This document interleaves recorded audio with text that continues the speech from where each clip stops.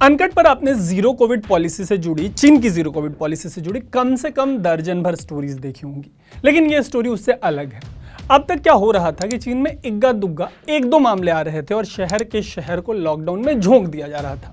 लेकिन इस वायरस के आने के बाद से पहली बार चीन हिला हुआ दिख रहा है।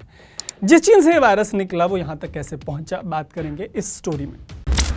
अच्छा, चीन से कई तरीके की तस्वीरें आ रही हैं, हालांकि इन तस्वीरों को अभी तक वेरीफाई नहीं किया गया और आइडियली बिना वेरिफिकेशन के किसी चीज़ को आप दर्शकों तक नहीं जाने देना चाहिए। लेकिन इंटरनेट सेंसरशिप वाले चीन जैसे देश में मीडिया सेंसरशिप भी, ऐसे देश के मामले में आपके पास ऑप्शन नहीं बच जाता। तो इन अनवेरिफाइड वीडियोस को देखकर तो यही लग रहा है कि भारत में जो हाल सेकेंड वेव के टाइम पे था, चीन को उसी तरीके के हालातों का सामना अभी करना पड़ रहा है।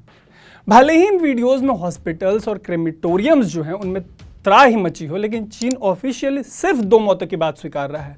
हालांकि इस पर भरोसा नहीं किया जा सकता। इसकी वजह यह है कि आपको याद होगा कि कैसे गलवान के बाद भारतीय सैनिकों के शहीद होने का जो आंकड़ा था वो तुरंत बाहर आ गया था, लेकिन चीन ने अपनी सैनिकों की मौत की जो बात है, जो उसका आंकड़ा है, कई महीनों बाद दिया था। वो भी सही था या गलत था ये साफ नहीं है। अच्छा, फिर भी गौर करने लायक बात यह है कि 19 दिसंबर को चीन ने जिन 2 मौतों की बात स्वीकारी है, आधिकारिक रूप से ये चीन में कोविड से लंबे समय बाद मौतें हैं। मतलब ये जो मौत सरकार स्वीकार रही है, इसका मतलब तो ये है कि हालात सच में खराब हैं। अब बात इसकी कि चीन यहाँ तक पहुँचा कैसे, तो आपको पता होगा कि चीन जीरो कोविड पॉलिसी फॉलो कर रहा था। इसको सक्सेसफुल बताते हुए शी जिनपिंग अपना कंधा थपथपा रहे थे। वो अमेरिका से यूरोप और भारत तक के कोविड मैनेजमेंट को फेल बता रहे थे। तो चीन का तो यह भी कहना था कि वो कोरोना से जीतने में सफल रहा, लेकिन ये सारे दावे अब औंधे मुंह गिरते दिख रहे हैं। जीरो कोविड से चीन की जनता फ्रस्ट्रेट हो गई। तानाशाही निजाम वाले इस देश में जबरदस्त प्रदर्शन हुए इस जीरो कोविड के खिलाफ। अंत में शी की सरकार ने हाथ खड़े कर दिए और चीन में जीरो कोविड फेल हो गया, इसको वापस ले लिया गया। जीरो कोविड तो फेल हुआ, चीन की हालत देखकर लग नहीं रहा कि शी के पास कोई प्लान बी था। प्लान बी मतलब अब जीरो कोविड हटा तो क्या करना है ये किसी को नहीं पता। वेस्टर्न मीडिया की रिपोर्ट्स की माने तो चीन में कोविड की लहरों की वजह से तबाही मची हुई है और इसी का नतीजा है कि 2021 के 4 दिसंबर के बाद चीन ने पहली बार कोविड से हुई मौतों को ऑफिशियली एक्सेप्ट किया है। हालांकि बाकी के आंकड़े देखें तो लगता है कि कोविड पर चीन आधिकारिक रूप से झूठ बोल रहा है।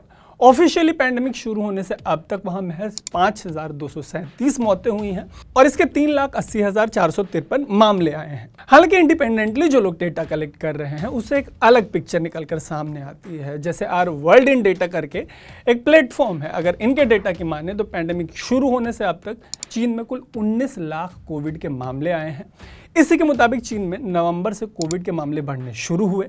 ऐसा पहली बार हुआ जब एक दिन में 40,000 मामले आए, मतलब अचानक से मामले शूट कर गए। हालांकि बाद में जो इन्फेक्टेड लोग हैं उनका नंबर घटा और 18 दिसंबर को ये 4,656 था।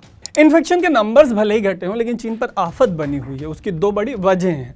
एक तो बाकी की दुनिया की तरह उनकी जो आबादी है वो अभी भी वायरस से इन्फेक्ट नहीं हुई, विच मीन्स कि उनके यहाँ हर्ड इम्यूनिटी आने में टाइम लगेगा और इस बीच हो सकता है कि चीन को नुकसान झेलना पड़े।